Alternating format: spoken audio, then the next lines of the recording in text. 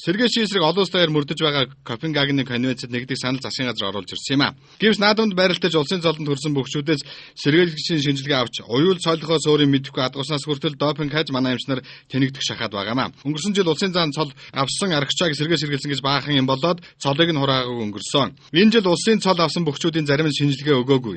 Иймэрхүү байдлаар бөхчүүд уяачид баяр наадмын хуулиар зөрчиж байгаа юм а. Манай улсын нэгдэх гээд байгаа тэр конвенцэд үндэсний спортын тамирчдаас сэргээшийн шинжилгээ авахыг заагаагүй байгаа. Уралсан морийг шинжилгээнд оруулна гэж бас бичээгүй байна лээ.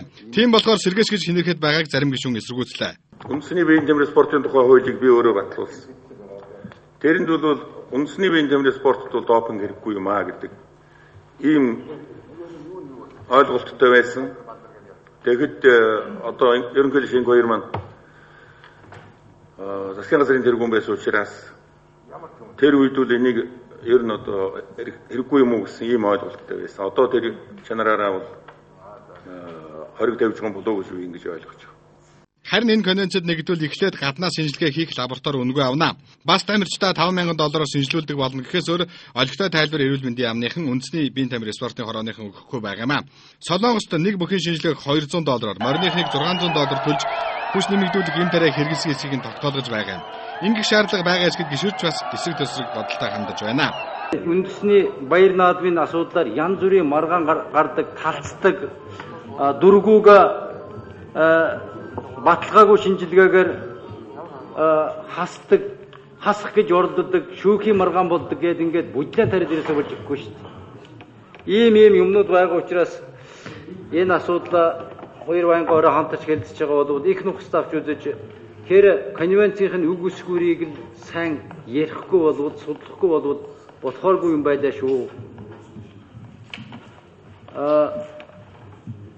Хэрвээ бүр хоригдж байгаа бол сумын төвшөнд, аймгийн төвшөнд, улсын төвшөнд допингийн шинжилгээний лабораторид байгуулагдах ёстой. Тэгээд хурдан морины уралдаанд гарч байгаа хурдан морийг шүдлээд дараа нь допингийн шинжилгээг аваад гаргах гэх. Тэгэхээр манай зохион байгуулж байгаа үндэсний спорт манд гэсэн энэ наадам тоглолтод хамрагдаж байгаа гэж ойлгож байна. Копенгагены конвенц бол ерөөсөө төв дэлхийн олимпийн олон улсын хэмжээнд яригддаг спортын төрлүүдийг ярьж байгаа. Спортын төрлүүд. Тэгэхээр энэ дээр бол одоо би хоёр дахь асуулт үе сэргээшийн талаар бид нар энэ конвенцэд нэгдэж орсохороо бид нар энэ конвенцийн дагуу ямар бодисын ямар хүнд хэрэгжилж байгаа тэр бодисуудыг хүний одоо сэргээш гэдэг нь одоо юу юм бэ? Малын сэргээш гэдэг юу юм бэ гэдгийг энэ конвенцийнхаа дагуу бид хэрэгжүүлэх хэрэгтэй болох ийм баримт бичиг юм аа. Бүтэн цаг 30 минут аюулгүй байдал гадаад бодлогын байнгын хорондор энэ конвенцэд нэгдэх эсхийг ярилцсныхаа эцэст сэргээшийн эсрэг конвенцэд ямар ч байсан нэгдэх хэрэгтэй гэж үзлээ.